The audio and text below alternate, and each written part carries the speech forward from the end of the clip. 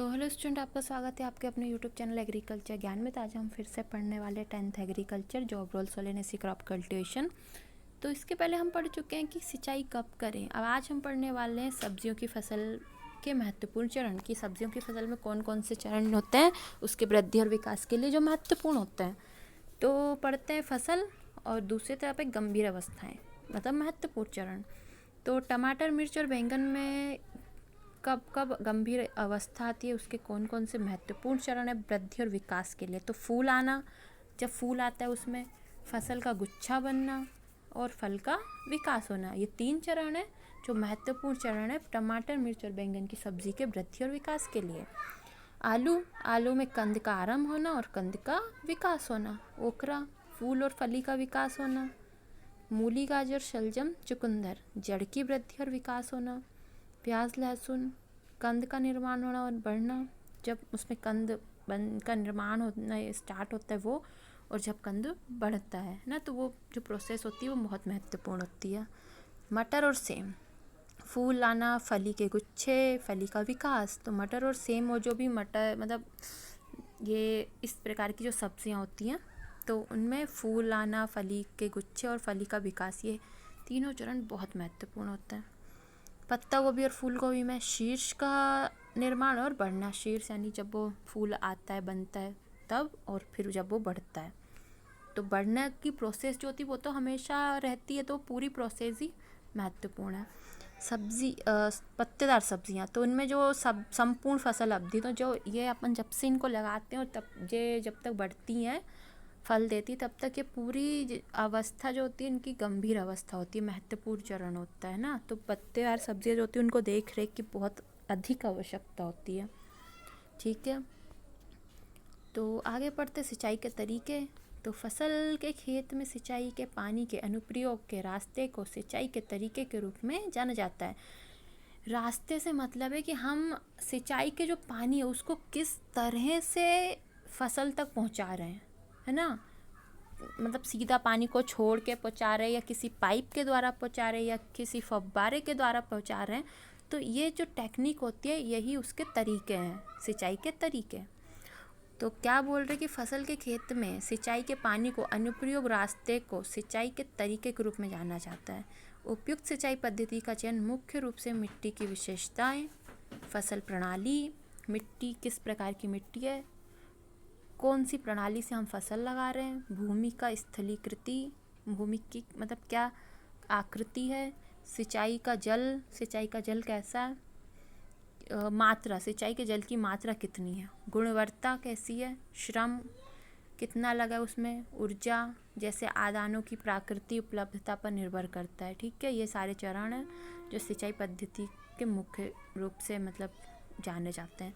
सिंचाई के 4 सिद्धांत प्रणालियां हैं: सतही सरफेस, उप सतही सब सरफेस, एरियल या ओवरहेड, स्प्रिंकलर और ड्रिप। तो ये जो मतलब ये सिंचाई की प्रणालियां हैं। कितनी? 4 प्रणालियां हैं, 4 या 5, 4 प्रणालियां हैं। कुशल वृद्धि का उद्देश्य उपज बढ़ाने के लिए अन्य आदानों के साथ सिंचाई के पानी का उचित उपयोग करना है। तो कुशल वृद्धि का जो उद्देश्य है वो जो सिंचाई का पानी उसका उचित उपयोग करना, हमें पानी को वेस्ट नहीं करना है ना। हमारे फसल को जितने सिंचाई की ज़रूरत है उतने जल को हमें लेना है। तो ये जो प्रणालियाँ हैं इनका यही उपयोग है कि हम अपने जल का जो सिंचाई जल है उसका अच्छे से उपयोग कर सकें, वेस्ट ना करें कुछ। इसी प्रकार हमें सही सिंचाई प्रणाली का ही यूज़ करना है हमारी फसल के लिए। भूमि स्थलाकृति, मिट्टी, फसल के प्रकार, पानी की गुणवत्ता और मात्रा, श्रम और ऊर्जा की उपलब्धता सिंचाई विधि तय करने के कारक। सिंचाई प्रणाली और सामान्य तरीके जो है वो चित्र 1.5 में दिखाए गए हैं। तो दिया सिंचाई प्रणालियाँ, सतह, उपसतह, स्प्रिंकलर और ड्रिप। तो सिंचाई की विधियाँ हैं तो बाढ़ मतलब एकदम छोड़ देना पानी को, सीमा बनाना, पानी को ला रहे हैं हम, सीमा मतलब ऐसे नाली जैसे बनाकर सीमा बनाकर।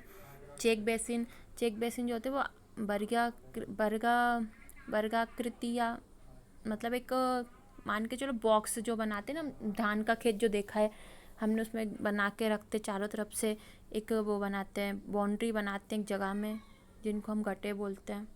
उनमें पानी भरते हैं, है ना। तो इस प्रकार का फेरो पाइप लगे होते हैं खेतों में, और जगह जगह पे उनमें और होते हैं बॉल या नल जैसे कुछ होते हैं जिनमें से पानी जाता है ना। मान के चलो एक खेत है, उसमें उसमें लाइन से लगा के रखी है फसल, और उन्हीं लाइनों में हमने पाइप लगा के रखे हैं और उनमें छेद बना दी जिनसे पानी उन लाइनों से फसल को मिल रहा है, उस प्रकार का।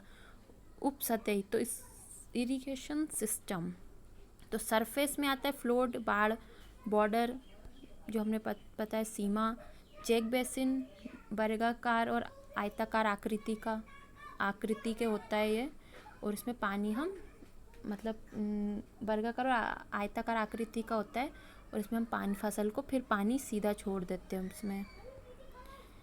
फरो अभी समझाया सब सरफेस। अब स्प्रिंकलर, तो पोर्टेबल, सेमी परमानेंट और परमानेंट। तो स्प्रिंकलर जो होता है वो फवारा होता होगा, देखा होगा आपने, खेतों में लगा होता है, घूमता रहता है और फसल को पानी देता है, ठीक है। ड्रिप, पाइपों में ड्रिप लगी रहती है जगह जगह पे, जिनसे मतलब पट्टी एक पौधा है तो पाइप लगा है हर पौधे के पास में, और वहाँ पे हर पौधे के पास एक छोटा ड्रिप लगा रहता है, जिससे हर पौधे को पर्याप्त पानी मिलता है उससे, ठीक है। स्प्रिंकलर, ठीक है, ड्रिप समझा दिया है, ठीक है। तो आज के लिए इतनी, कल हम पढ़ेंगे भूतल सिंचाई प्रणाली। भूतल सिंचाई प्रणाली क्या है, इसके अंदर क्या क्या चीज़ें हैं, ठीक है। तो अगर वीडियो अच्छी लगे तो लाइक करना, चैनल को सब्सक्राइब करना। कुछ समझ ना आए या कोई भी प्रॉब्लम हो वॉइस का या किसी भी चीज़ का, या मेरे समझाने में कोई कमी आ रही हो, तो कोई भी अगर आपका सुझाव है तो आप कमेंट करके बता सकते हैं। Thanks for watching.